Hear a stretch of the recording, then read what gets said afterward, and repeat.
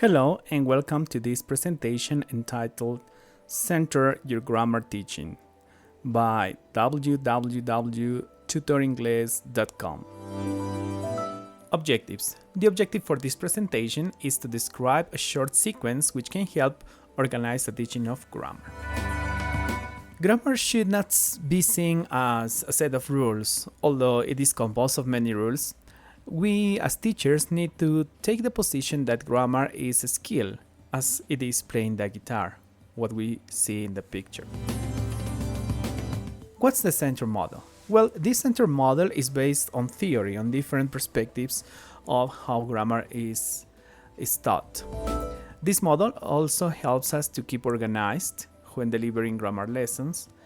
It moves from teacher-fronted to student-focused lessons, so it's not the teacher telling rules or explaining all the time, but it includes sections in which students are going to be the focus of the lesson and will be expressing and telling things using the grammar for very specific exercises. It is a form-based model. In other words, it intends to help the students to develop their consciousness about the form of the language. But it also reaches communication. At some stage, this model is going to help the students to develop fluency in the use of grammar. What does C.E.N.T.R.E stand for? Well, C.E.N.T.R.E is an acronym that means contextualizing, exposing, noticing, trying out, rectifying, and expressing. We will see each of these sections in the following slides. Contextualizing. What is contextualizing? In contextualizing, the teacher introduces a context in which the grammar pattern usually happens in a natural way. In other words, we know that, for example, when talking about personal information, mostly we are going to be using the verb be. When we say, I am a teacher, she is my sister, I am an engineer, I am from New York, and so on. Why? Why should we contextualize? Well, students learn better when they activate prior linguistic and experiential knowledge. As we all know, the context is going to provide not only linguistic, but also it will help the student to recall the experiences related to certain grammar patterns. How can we do this? We can do it through pictures, stories, videos, and etc. For example, this is a small map of the Bermuda Triangle, and the teacher can introduce this map and ask the following question. What are some possible explanations for the disappearances occurred in the Bermuda Triangle?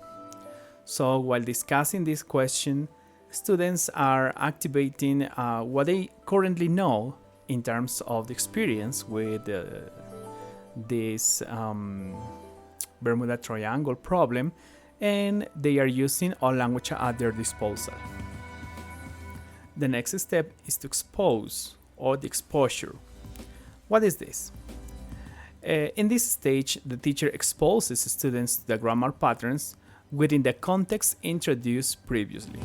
So by now, students are clear with certain contexts, but the teacher is going to expose the students to a pre-planned grammar pattern.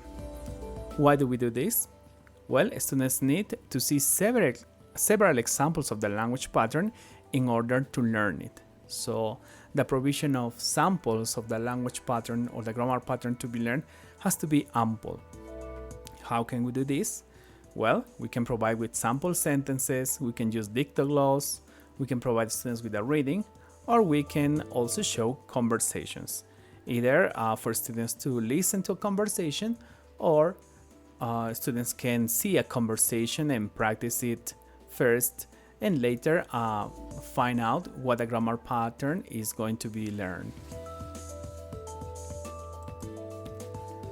This is an example exposure.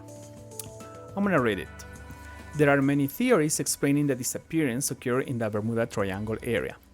This phenomenon might be the result of electromagnetic fields, or it could be the consequence of methane deposits which explode often. Others consider that disappearances may be simply the results of human errors. No one is really sure about the causes of the disappearances, but scientists might have the answer within the next 20 years.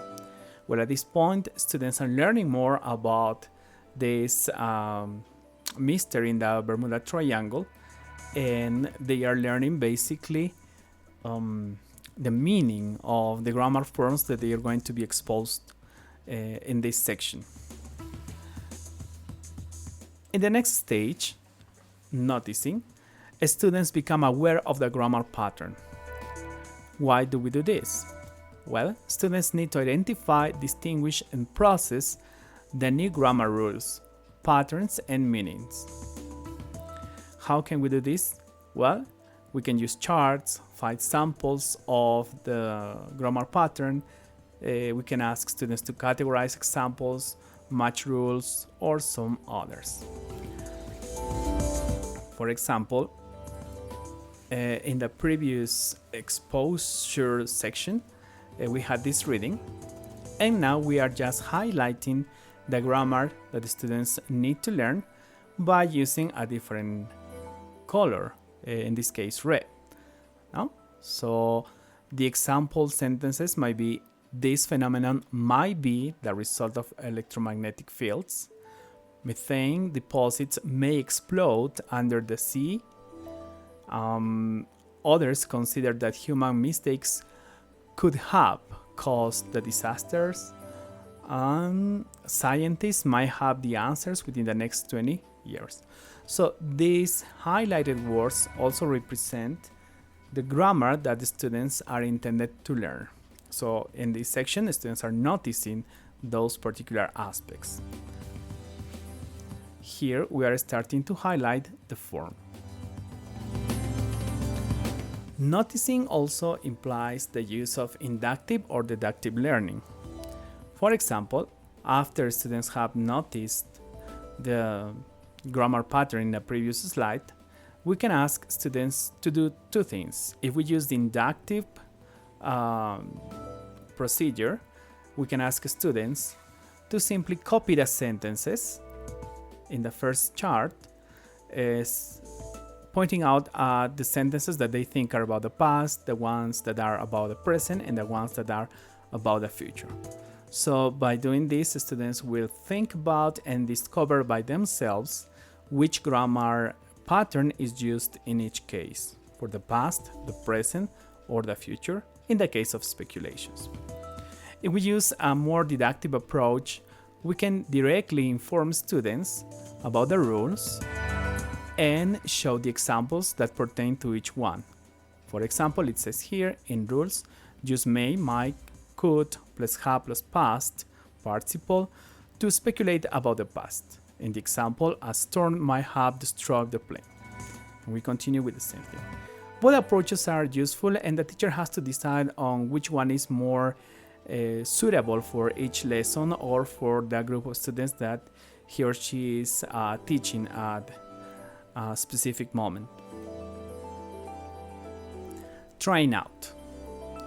Well, this is basically the practice section.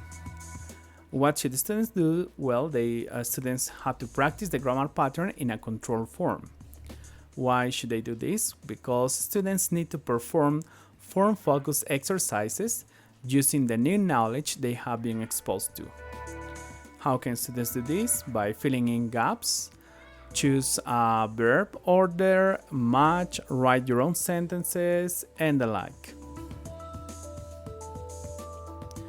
Part of trying out means that students have to complete very controlled exercises like this one.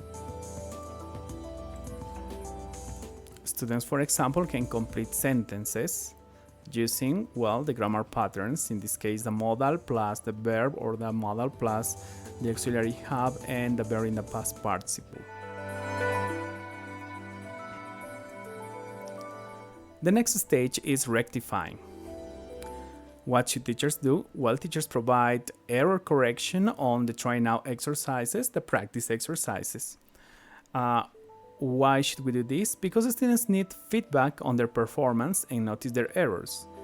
This process is as important as the result. So it's not simply for the students to know what is right or wrong, but how they reach a conclusion, how they solve the problem, because this will show us also what the students think, where their interlanguage development is at certain point.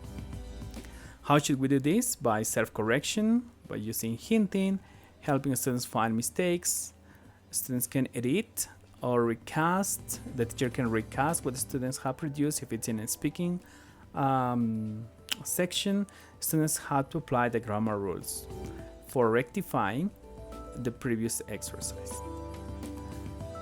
Okay, for example, here we have the exercise completed. Well, in the first case, the student got it wrong, the second is right, and the third is wrong.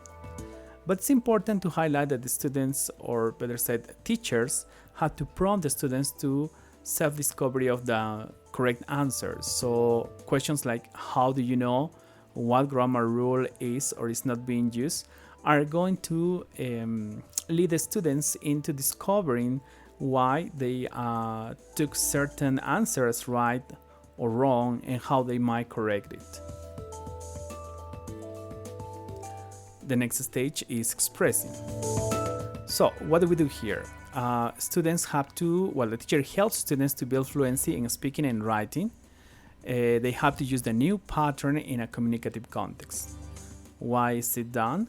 Students need to communicate and move from control to freer practice. How do we do this? By dialogues, role-playing, problem-solving, information gaps, and tasks. For example, we can present these 3 pictures and ask students, what are your ideas or speculations for these pictures? Now we have the Nazca lines, the crop circles, and this other space hotel. So students might say something like, I think that Nazca lines might have been built by UFOs or something like that. Students, in the second case, students might have played a joke, or in the future, people might travel to do some tourism around the space, and examples like that. So here students are becoming more fluent, they're expressing their own ideas, and we have moved from a very teacher-centered and form-based teaching into a more student-centered and meaning-based teaching. So just to recap, in this C.E.N.T.R.E model we have these steps: contextualizing, exposing, noticing, trying out, rectifying, and expressing ideas. Okay, so that seems to be all. Please leave your questions and comments for this video. Thanks for your attention, and you can learn more about teaching English as a foreign language at www.tutoringles.com. Thank you.